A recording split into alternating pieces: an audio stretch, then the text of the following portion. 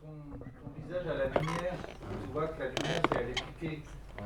Je joue en mode souci au théâtre de la Contrescarpe à Paris 5e chez Dominique Gosset et Maud Mazur, qui soutiennent mon travail depuis plusieurs années maintenant.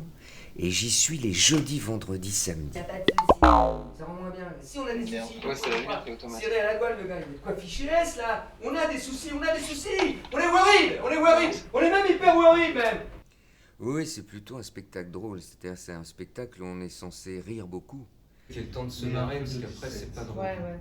Tout le reste, c'est vraiment. On en chie après, on comprend rien au texte. Encore un peu. Même moi, je me fais chier en jouant. C'est vraiment. J'étais sur une réflexion concernant ces 2 années qu'on vient de passer de virus, de vagues, de confinement et autres stop and go, etc. Et donc j'évoque la condition des gens qui ont été non essentialisés pendant 1 an et demi. Donc je suis, évidemment. Faut que je pense à enlever mes lunettes pour jouer. Ah ouais. Ça de farfelu, c'est une notion que j'aime bien, le farfelu. J'aime beaucoup les grands farfelus, les personnages qui développent des univers de textes ou d'images ou de gestuels qui sont un peu en dehors des clichés du moment ou des courants dominants du moment. Un masque qui protège des abus textuels.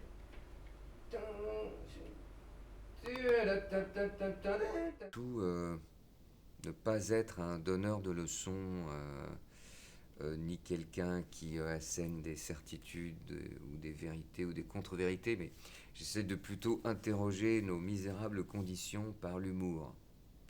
Voilà. Le sketch à la fin duquel normalement je tombe de fatigue, je n'ai plus de souffle et je fais un AVC normalement.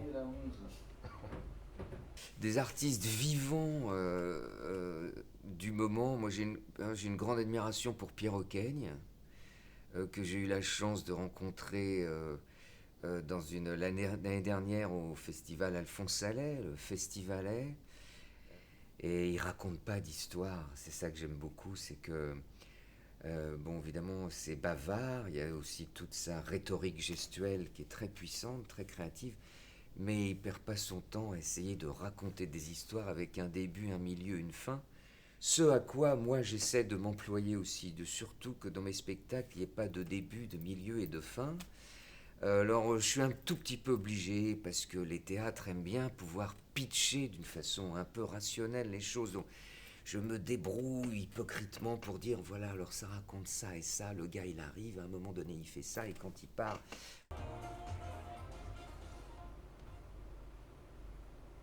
Puis dans les anciens, j'aimais beaucoup des gens comme Darry Cole, Pierre Rep, des gens comme ça, extraordinaires. Sans parler des grands classiques, évidemment, les Fernand Reynaud, les Bourvil. Bon, et puis, voilà, bon, des références. Moi, j'ai une grande admiration pour les Monty Python, évidemment. J'aimais beaucoup le théâtre de Jérôme Deschamps, avec ce qu'on a appelé les Deschiens après, mais qui existait avant les Deschiens de Canal, le théâtre d'avant, les petits pas, tout ça, toutes ces pièces de Deschamps, là, j'étais... Les frères Zénith, tout ça, ça pour moi, ça a été une école totale de théâtre. Bon, puis il y en a beaucoup d'autres, hein, évidemment. Et après, la vie, je reviens. Je te jure. Ils ne sont pas intellectuels, mais il n'empêche que le texte est quand même très nourri. Il y a quelques morceaux de bravoure, puisque j'ai des textes sur l'art contemporain, par exemple, qui existent relativement peu dans le milieu de l'humour. Vizorek fait ça, il a fait tout un spectacle sur l'art. Il y a un autre gars qui s'appelle Cardenuto, je crois, qui fait des choses sur l'art. Et puis le critique d'art, Hector Obalk, qui fait un one-man show sur une sorte d'histoire de l'art ou d'analyse de l'art. Bon, alors, donc moi, du coup, ces prétextes-là, c'est des prétextes à des écritures un peu complexes.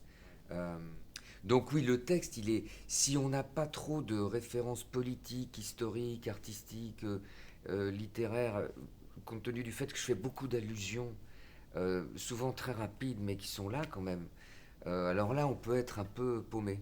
C'est-à-dire que souvent, on me dit, j'ai eu le temps que je comprenne cette phrase-là, j'avais 3 phrases de retard. Alors bon, c'est un bon prétexte pour revenir voir le spectacle plusieurs fois. Tout ça est une démarche commerciale avant tout, évidemment, c'est pour que les gens crachent au bassinet, hein. Et donc voilà, ça les oblige à revenir, hein. Ça, moi j'ai fait une école de marketing avant, hein. Sinon je ferais pas ce métier, hein. Approchez, messieurs, dames, approchez, approchez, un peu rocher, messieurs, dames, un peu rocher, 1 mètre. Et pas moi, pas plus, un peu rocher, messieurs, dames. Voici le produit The Product, qui n'a que des On va plus. faire comme tout à l'heure. De quoi qu'est-ce qu'il s'agit-il? Révolutionnaire, oui, j'ai bien dit. Et revenir. Un révolutionnaire. Pourquoi? Parce que sa maille est en nanofibres, oui, j'ai bien dit en nanofibres. Elle a été conçue par une équipe de chercheurs internationaux, s'il te plaît, messieurs, dames. Et elle est fabriquée en Corée du Sud. Excuse-moi, excuse-moi, tu fais tout ton sketch là-haut? Yes. Ok, Là, donc je on va suis créer une lumière pour ça, je encore préfère les chaises. On va centrer. Pourquoi un guide de survie? Parce que c'est inquiétant. C'est inquiétant. Quoi qu'il y a dans les inquiétudes.